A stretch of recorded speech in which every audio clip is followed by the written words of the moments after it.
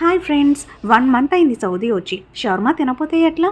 ఇలా ప్రతి రెస్టారెంట్ బయట ఇట్లా వాటర్ ఫ్రాక్ కంపల్సరీ ఉండాల్సింది. భలే ఉంటుంది చల్లగా. మా బుడ్డోని హాయ్ చెప్పమన్నానండి.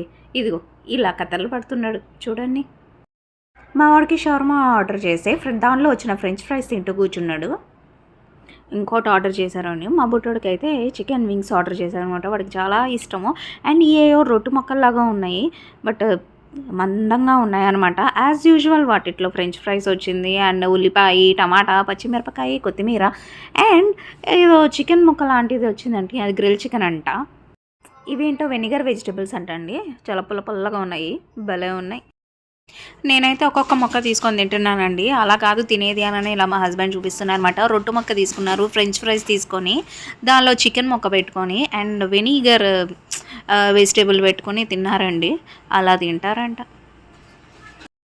నా నోరైతే పట్టలేదండి. ఇది ఎక్కడ తినరా బాబు అనుకున్నాను, బట్ బాగుంది డిఫరెంట్గా. ఫైనల్గా అయితే అవకాడో జ్యూస్తో ఫినిష్ చేసేసాం today dinner. Have a nice day, bye.